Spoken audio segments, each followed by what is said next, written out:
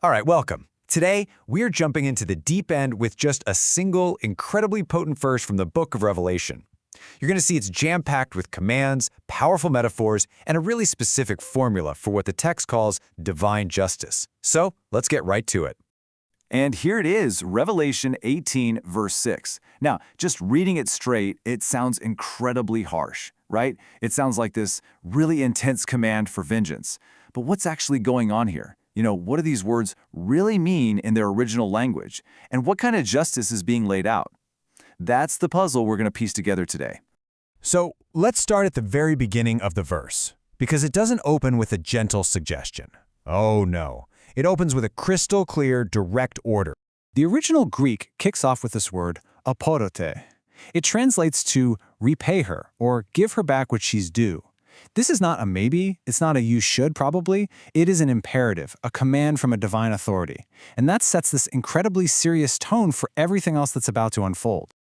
Okay, so to really get what's happening, we've got to put on our language nerd hats and zoom in on these specific Greek words. The New Testament was written in a language that's incredibly precise, and believe me, that precision is the key to unlocking what's happening in this verse. So the root verb here is apodidome. It literally means to give back. It has this idea of settling a debt, of restitution, of rendering what is owed. So right away you can see this isn't about random punishment. It's presented as a kind of cosmic accounting. The books are being balanced. And if we break down the grammar, it gets even more interesting. The form is what's called an aorist active imperative. That's just a fancy way of saying it's a command to do something, and do it decisively. Get it done. And notice it's second person plural. You all have to carry this out. This isn't just one person's job.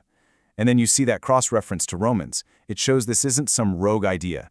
This principle of God rendering to each person based on what they've done, it's a theme you see again and again. So how do they figure out the payment? Well, the verse tells us exactly how, even as she rewarded you. The basis for this justice is a perfect mirror of her own actions.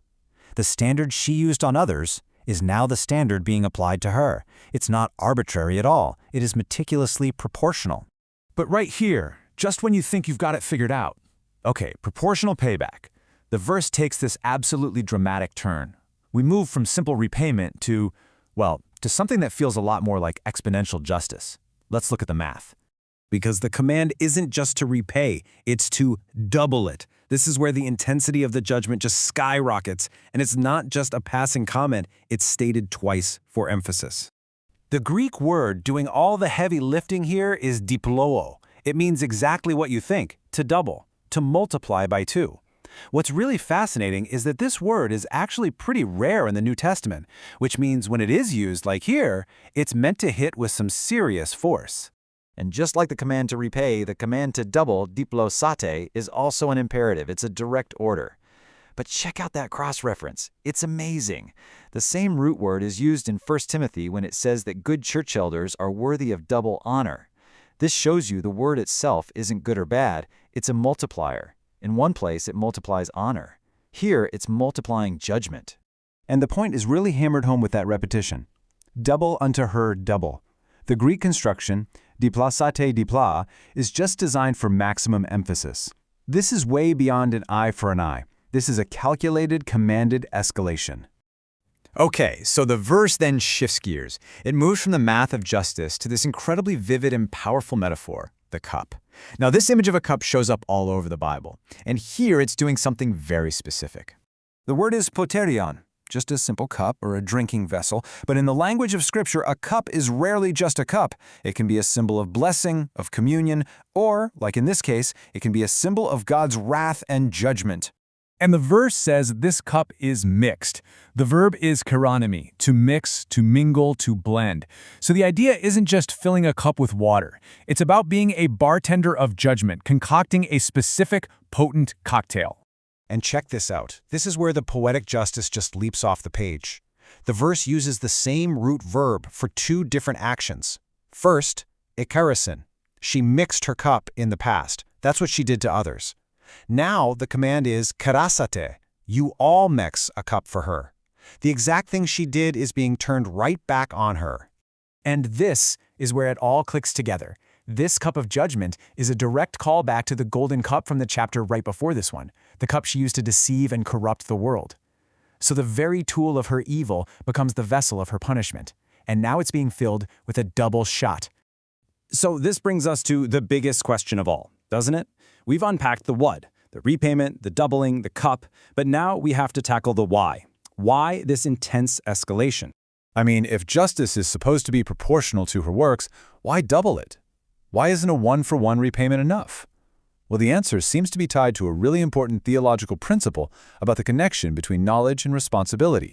This passage right here, from the Gospel of Luke, is really the key that unlocks it. Jesus lays out this principle. The person who knew what was right and deliberately did wrong gets a harsher punishment than the person who just didn't know any better. The more you're given, the more that's expected of you. And that's the principle at work here. The doubling isn't just random anger. It's a very specific judgment for a very specific crime. The crime of having great spiritual light, great privilege, great trust, and betraying it all.